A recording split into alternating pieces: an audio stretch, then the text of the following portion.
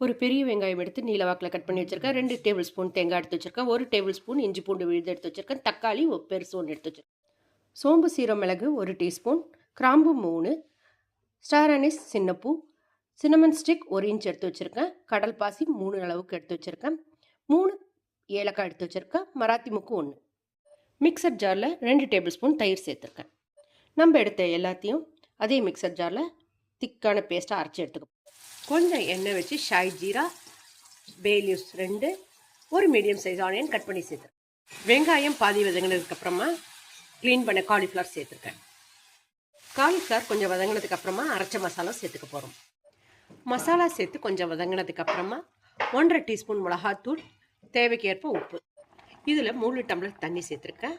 உங்களுக்கு எந்த திக்னஸ் வேணுமோ அந்தளவுக்கு தண்ணி சேர்த்து மூடி போட்டு மூடி எண்ணெய் பிரிஞ்சு வர அளவுக்கு வேக வைக்கும். எண்ணெய் பிரிஞ்சிடுச்சு. புதினா சேர்த்துருக்கேன். இதே மெத்தட் யூஸ் பண்ணி மட்டன், சிக்கன், மிக்ஸ்டு வெஜிடபிள்ஸ் எது வேணாலும் ட்ரை பண்ணலாம். நம்மளோட காலிஃப்ளவர் சால்னா ரெடி ஆகிடுச்சு. பிடிச்சிருந்தனால லைக் பண்ணுங்கள், ஷேர் பண்ணுங்கள், மறக்காமல் எங்கள் சேனலை சப்ஸ்கிரைப் பண்ணிக்கோங்க.